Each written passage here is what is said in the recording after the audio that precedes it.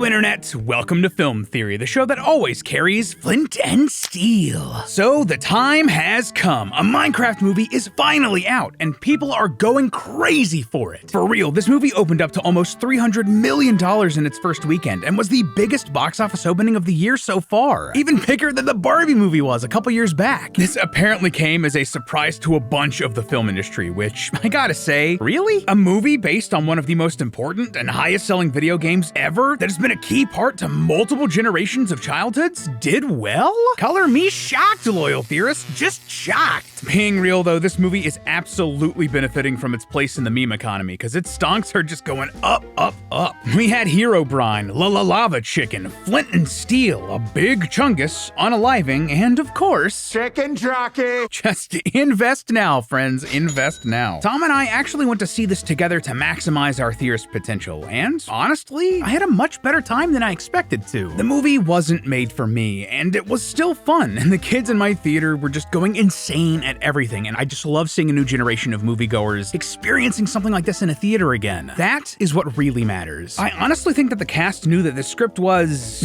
well, it sure was, and that they needed to ham it up to have some fun. Well, at least Jack Black and Jason Momoa did, and I think it worked. Also have to have a laugh at Jack Black just announcing all of the Minecraft ideas and items as if they were real lines, and the way he said epic loot in the movie just sounded weird, right? I'm not alone there. Like, he didn't really understand English and just kind of learned that line by ear. It's weird stuff, but like I said, fun. And also that Technoblade cameo, just genuinely peak cinema. What a legend. Rest in peace, my guy. Now, sadly, I will say I was expecting a little bit more when it came to theory material. Like, don't get me wrong, there was a ton in the movie. It felt great to actually have a few of our predictions, that the Orb of Dominance was going to play a key role, and that Jack Black was going to have a bit of a redemption arc actually pan out. But I didn't come out of the theater with just one big idea for a theory. Instead, I came out with a bunch of smaller ideas, and I'll be revisiting this for a full theory idea when it's on home video later this year, don't you worry. But for now, here are 3 more Minecraft movie mini-theories for your enjoyment. Put on your diamond armor, friends, as we dig into the memes and the lore. Mini-theory number 1, the chicken jockey is worth the hype. So probably the biggest meme to come out of this movie has been this little guy right here, the chicken jockey. Fans have latched onto this moment and gone crazy in the theaters when it comes up, making a ton of noise and throwing popcorn and soda everywhere. Enough so that the viral trend has resulted in theaters kicking people out of showings and even calling the police. Which, guys, please calm down. Those poor theater workers have to clean up after you, and there are better ways to show your excitement. Just cheer at the screen. That's what normal people do. We're better than this, guys. Come on. But let me tell you, this little guy right here is absolutely worth this hype, because he's a way stronger mob than I think everyone is giving him credit for. And I mean that both in the context of the movie and the game. Like, seriously, when you actually sit down and think about this guy, he's probably way more powerful than you think. How so? Well, first off, I don't know about you, but the jockey part of this chicken jockey behaves way differently in the movie than a normal zombie from either the game or the film. Yeah, did you guys notice that? Though all the other zombies in the movie seem mindless, slowly lumbering towards our heroes in a mildly threatening way, I mean, there's straight up a scene where Natalie and Dawn are calmly having a conversation while just slowly walking away from one. And the baby zombies that the chicken jockey's based on in the game are quick, but likewise mindless. So this chicken jockey, he's built a little different. It is big, full human eyes, it makes baby sounds, it's freaking intelligent and uses tactics and strategy in its fight. Yeah, multiple times in this fight, it tries to trick Garrett. It starts to cry, causing Garrett to let his guard down so it can attack him again. And not only that, but it seems to also understand the rules of this game that the Illagers are forcing Garrett and Steve to play. When the chicken jockey is thrown out of the ring, it cries because it knows it's lost the match and doesn't jump back in to attack. If this were like one of the other zombies in the movie or a baby zombie from the game, it'd hop right back in and try to get another bite of the garbage man. Now, this raises a lot of questions that we don't have answers for. How was this little baby zombie so much more intelligent than the others? Was it like a baby that turned into a zombie and retained its brain power somehow? Or are these zombies like their own species that start off smart and get dumber as they age? It's strange, but the thing I can confidently say, this specific chicken jockey zombie is smart and very dangerous. And it's not even the only thing making this mob super powerful. It might have another secret weapon that all of us are underestimating: the chicken. Yes, the chicken. What? My phone's ringing, sorry. Garrett's calling me? I know this is unprofessional, but let me take this real quick.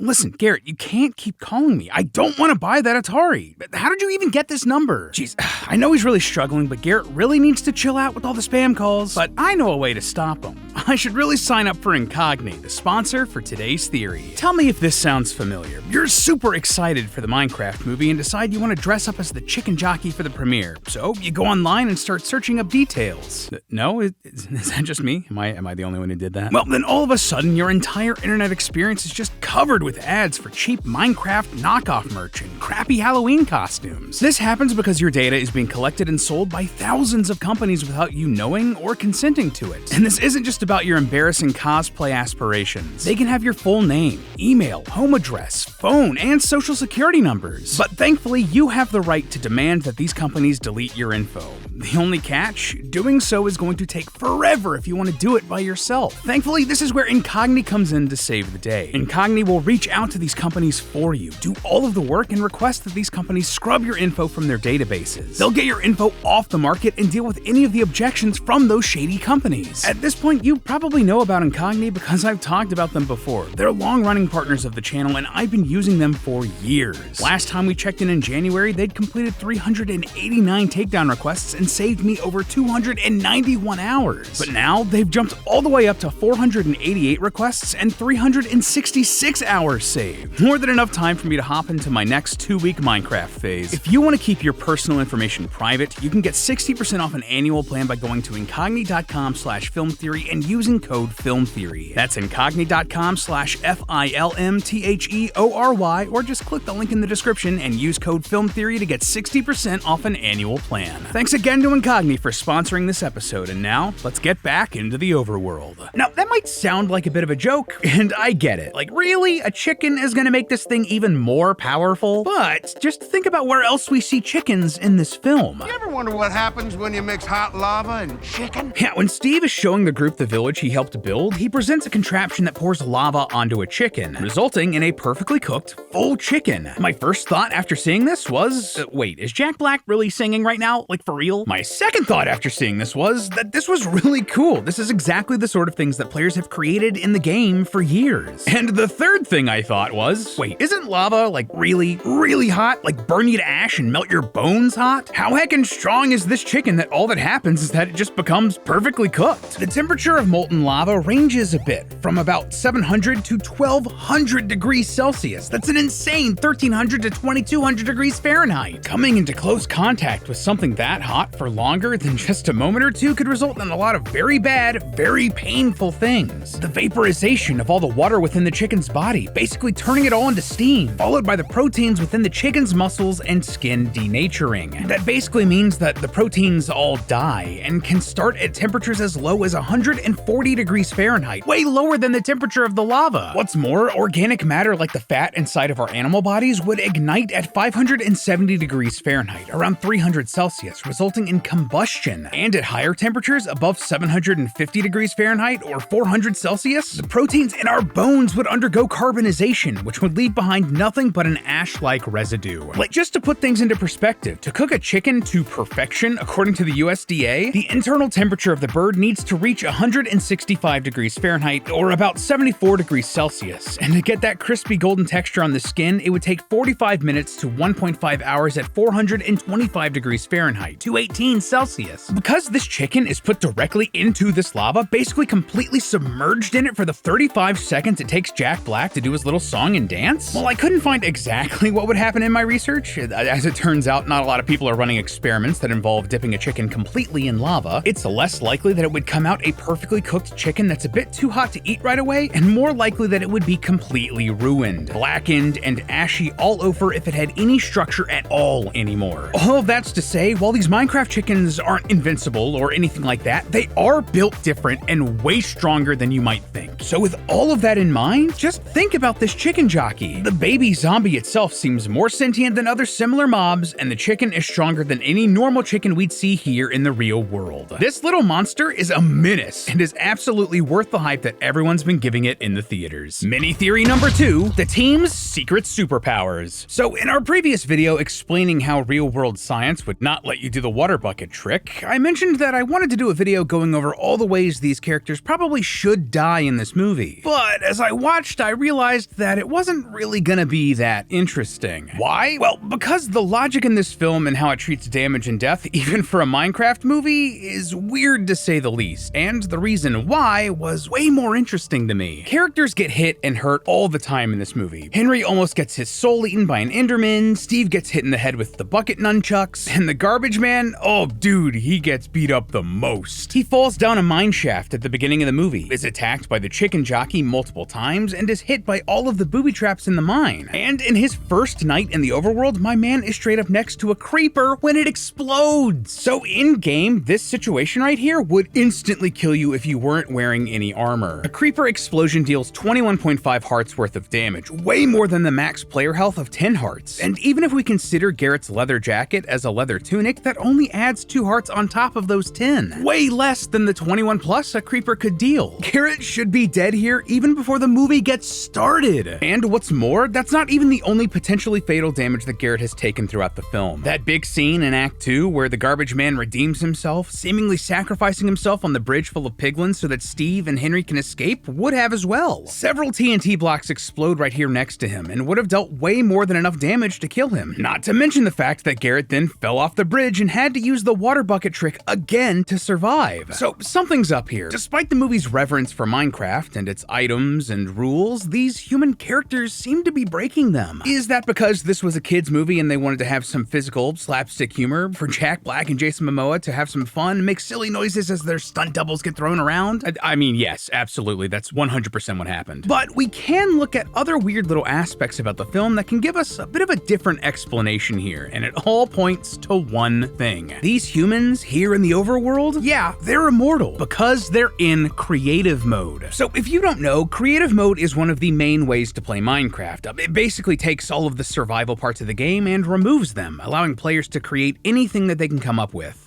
Sounds a little bit similar to how Steve describes the overworld, doesn't it? A wonderland where anything you can imagine is possible, as long as what you imagine can be built out of blocks. Players are basically immortal in creative mode, which would explain why Garrett and the others could take so much damage and not be that worse for wear. And that's not even the only thing in this movie that points towards this fact. Like, this is admittedly a pretty small detail, but did you notice how none of the characters talk about hunger or eating at all in the movie? Sure, Garrett takes one bite of the lava chicken before wussing out, but otherwise, it's not brought up at all. Hunger and the hunger meter are huge parts of Minecraft in survival mode. If your hunger goes all the way down, you start losing health and will eventually die. Steve clearly knows his way around Minecraft and the rules of the overworld, and isn't shy about explaining literally everything, so you think it would come up, right? And another much bigger thing pointing towards creative mode? Well, in creative mode, you basically have unlimited building blocks. In regular Minecraft, if you break a block like wood, you will pick up only one of those blocks that you can then place down. Sure, you can use a crafting table to turn it into more blocks of a slightly different type, but if you want to just place down exactly the thing that you picked up, the one block is all you get. But in creative mode, if you have that one block, as long as it's in your inventory and on your toolbar, you can basically use it an infinite amount of times. This lines up perfectly with what we see in the movie, specifically in the scene where Henry and the others have first entered the overworld and night has fallen. If you don't remember, while the group is running away from attacking zombies and skeletons, Henry accidentally runs into a tree and breaks a couple of blocks. He then grabs those blocks and proceeds to build a fairly large shelter for the group to run away from the attacking undead. Now, your first thought here might be that Henry just mines some more trees off screen, but given the size of the shelter that we see, my man basically would have had to clear a substantial part of the forest around them to make that happen, which we see is not the case. Instead, it really seems like he just grabbed a couple of blocks and then went ham, using them over and over and over again, almost like he was in creative mode. And if this is the case, these characters were never in any real danger at all. Sure, they get tossed around and hit and are put into seemingly life-threatening situations, but no matter what, they would have been fine. That's why they never died despite taking so much damage, why we never see them get hungry, why they can seemingly build giant structures from just a few blocks. And honestly, they really should have tried double jumping. Would have made the movie way easier if they knew they could fly. Mini theory number 3, Jack Black's Lost Adventure. Okay, so hear me out, but there's something about the story Steve tells here in a Minecraft movie that just doesn't line up. Maybe, sure, it could be a mistake by the filmmakers, but to be honest, they did put a lot of thought into this film and how it used Minecraft's items and iconography. I'm not so sure it is a mistake, and instead, I think it's teasing a future spin-off story. But what is it? Well, during the film's opening monologue introducing Steve and the overworld overworld and all that jazz, we see Steve supposedly going to the Nether for the very first time. It's here where he's captured by Malgosha and the Piglins, who want the Orb of Dominance so they can take over the overworld. Thankfully, Steve manages to pass the orb off to his wolf companion Dennis, who brings it through the overworld and back into the real world for safekeeping. Steve is then sadly left behind as a prisoner of the Piglins, where he stays until the other main characters enter the overworld and the rest of the plot happens. All in all, this is a fine setup for a movie, but here's the thing. This sequence, or at least part of Steve's backstory here in the monologue, it's either a lie of omission or just a straight up lie. A bit later in the movie, we see Malgosha send the Piglins to invade the overworld and attack the village where Steve and the others are staying. During the sequence, the group splits up, with Steve, Henry, and the Garbage Man being chased up the mountains. To escape, Steve reveals that he has two Elytra wingsuits, which allow them to glide away. He then slaps them on Henry, and the Garbage Man hops on Garrett's back, and the three fly away in one of the more creative action sequences in the movie. So, what's the issue? Well, hardcore Minecraft players probably already put this together, but for everyone else, given Steve's story in the intro here, there is no way he should have these Elytra wingsuits. See, in vanilla Minecraft, the Elytra are only found in one place, the End, in the treasure rooms of the crashed End ships. So, that means that for Steve to have these Elytra wings, he has to have been to the End already. This, in and of itself, actually has some pretty cool implications. Many players view getting to the End and defeating the dragon there as the goal of Minecraft, the end of it, so to speak. Each of the human characters in the film represent a different type of Minecraft player, with Steve very clearly representing the old school veterans who definitely would have beaten the game, so that's neat. But there's only one way to get to the End, and it doesn't line up with Steve's story. To get to the End, you need to find a stronghold in the overworld that has an End portal in it, and you need to place several Eyes of Ender in the portal to activate it. The only way to create an Eye of Ender is by combining an Ender Pearl with Blaze Powder, which you can only create by breaking down Blaze Rods, which only drop from Blaze mobs, which can only be found in Nether fortresses, which are only found in the Nether. You know, the place where Jack Black has implied that he's never been before and was being held prisoner in before the story really kicks off? So really, this means one of two things. Either one, Steve went on a whole adventure we didn't see while trapped in the Nether, perhaps teaming up with General Chungus to find a Nether fortress, kill some blazes, find a stronghold, activate an End portal, get these Elytra, and then come back to the Piglin dungeon. Or two, Steve lied. He had been to the Nether before all of this went down, got the Blaze Rods on his own, went to the End all before the events of the movie take place. To me, that second option seems far